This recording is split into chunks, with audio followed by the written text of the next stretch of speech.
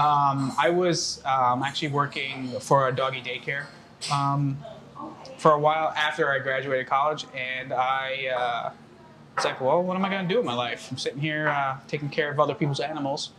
And I was like, well, I saw a cooking commercial for a cooking school. Like, yeah, sure, I can do that.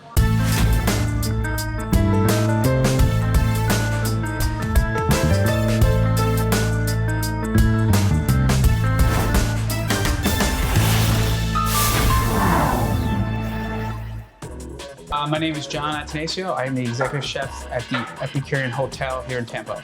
I've been in the industry for about 23 years.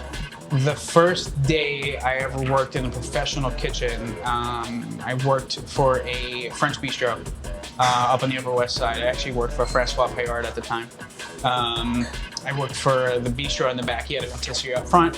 The chef I was going to work for was off that day, so Francois was working the pass. And now, mind you, I never read a ticket, never really made food professionally. And then I just got yelled at all night. I had no idea what he was saying to me. His accent was pretty heavy. And if you're a chef talking to another chef and you're saying, huh, what? Probably doesn't go over very well. So at the end of the night, after I realized that, well, we got to clean up now too, I turned around, I looked at Chef and he slapped me in the face. He looked at me and said, you're going to be a great chef one day. Never looked back.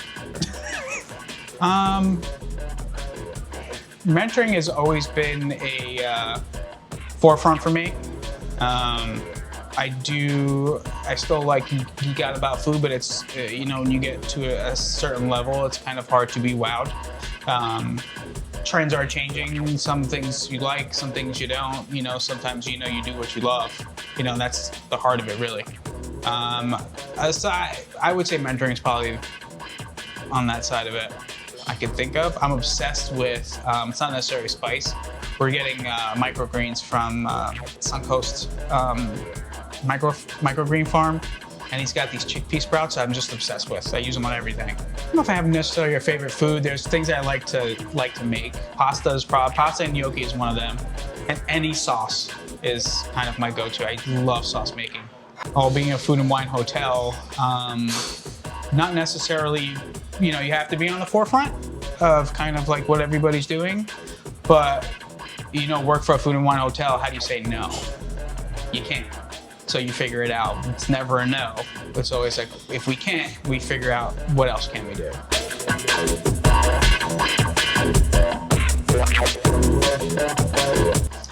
Besides having a great restaurant, we're very event focused, and one of the things I like doing here is and promoting is our Epicurean Theater.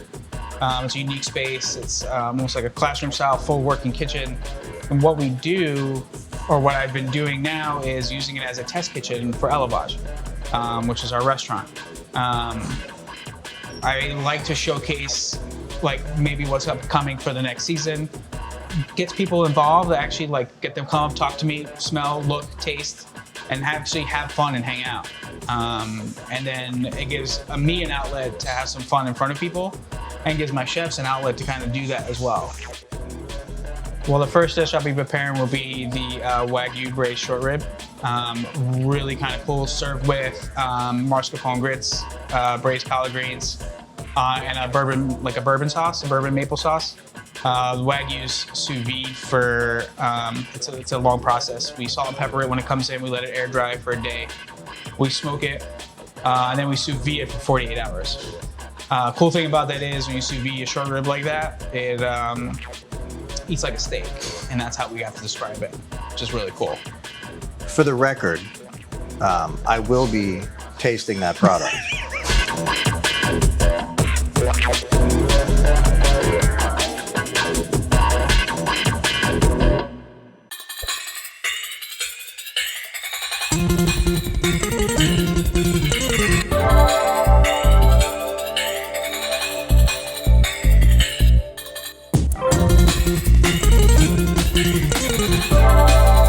Hey folks, so next we have our scallop andouille sausages, butternut squash, apple, and a little bit of Brussels sprout. So first, right here we have is our andouille sausage being rendered out. We're trying to pull out some of those nice like spices and like pork fat from the andouille to kind of bring all this dish together. And here we have a little bit of butternut squash puree. Straightforward, a little butternut squash, a little bit of cream butter, very simple. So once we get this, oh, there we're talking, to our desired color, here we have a little diced green apple. A little bit of diced butternut squash.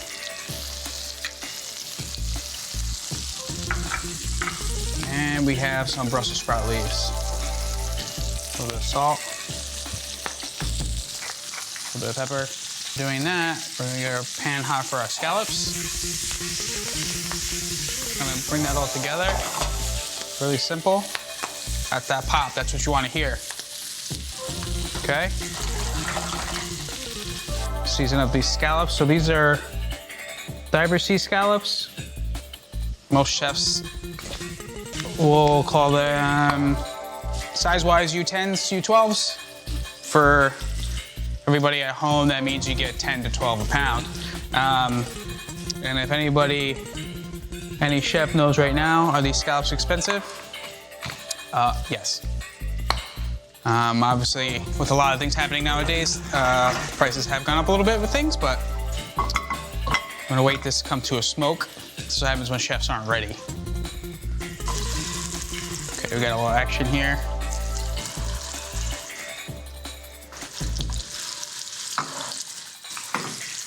Okay, go ahead and stir these up. My preference is always to cook scallops medium. Just texturally, they eat just so much better that way. But obviously, everybody has their own prerogative.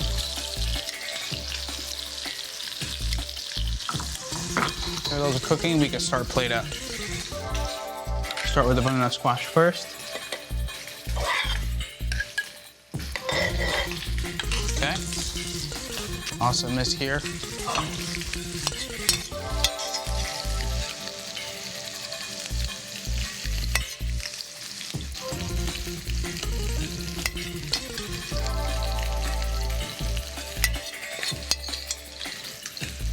Okay.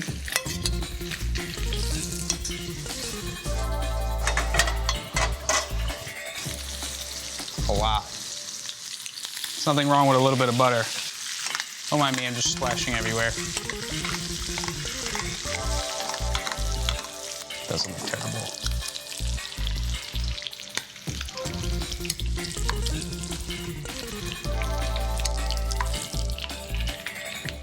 Smells awesome. So we're gonna finish with a little pumpkin seed.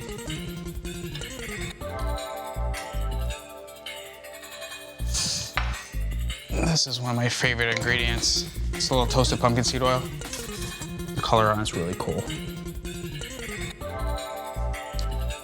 Suncoast microgreen grows us micro sage, which is really cool. It's got a nice little bite to it. It's actually, for a microgreen, it's pretty aggressive. There you have it.